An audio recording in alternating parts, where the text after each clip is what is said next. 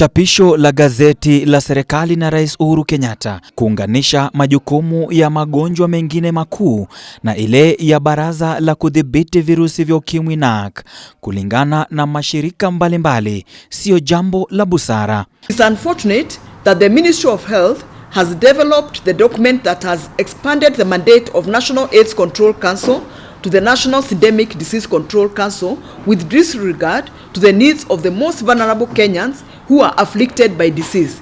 The ministry should not have ignored public participation. What happens when there is a change of any laws or amendment of any health bill? They usually call for public participation. They send out circulars. They invite us either to the Senate Health Committee or Parliamentary Health Committee, and then we give our views. They give us first of all the draft of what they want to amend or their suggestion. We have take time to go through it, and then we are called to also give our suggestions of the same. This has not happened this time. Sasa wanadai kuwa Baraza la Kudhibiti Ukimwi National AIDS Control Council halina uwezo wa kufanya majukumu haya yote. And conjoining the diseases like conjoining TB, HIV, malaria, other lung disease, leprosy, and they are saying, and any other chronic illness that the cabinet secretary might see fit.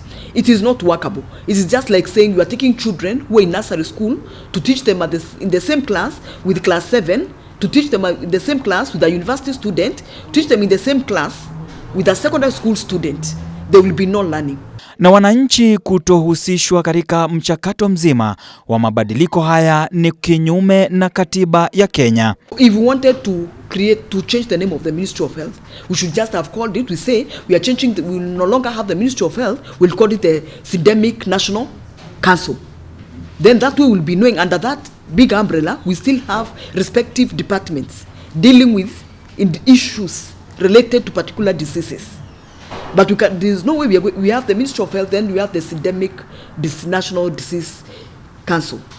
We need departments where we have the TB department dealing with matters of tuberculosis. TB is one of the deadliest diseases in the world so far. TB killed more people than even COVID, even per day. It kills more people. TB is very infectious. TB is the #1 killer for people living with HIV and AIDS. Now you can imagine if you divert the attention of TB or mix the issues of TB with the other diseases, we'll lose the focus of creating awareness, giving patient support, because we go to where patients are not given proper attention and support. They get tired, fatigued of taking the medication, and TB treatment is free. So it means the government will have a lot of burden of taking care of patients, because the awareness will not be there. Those who are on medication, if they don't take their medicine, they develop what we call drug-resistant TB or more drug-resistant TB. Haya yanajiri baada ya Baraza la Magavana COG kupinga mipango ya kuongeza mamlaka Baraza la Kudhibiti Ukimwi mnamo tarehe 29 Machi mwaka huu kuwa kutopitia mbele ya bunge ni kinyume na sheria. The executive order goes against the spirit of the following legislation: the Health Act of 2017, the HIV Prevention and Control Act 206, Public Health Act Cap 242, Malaria Prevention Act Cap 246, the Public Finance Management Act 2012, and the spirit of universal health care. Ministry of Health is our mother. In this regard, the drawing of this document of the president signing it into law and the gazettement of the same is behaving like a mother who decides to hijack an ambulance, ferrying her sick children to the hospital, and turns that ambulance into a public service vehicle to ferry goods to the market. Sasa wito wao ni kwa Rais Uhuru Kenyatta kubatilisha uamuzi huo.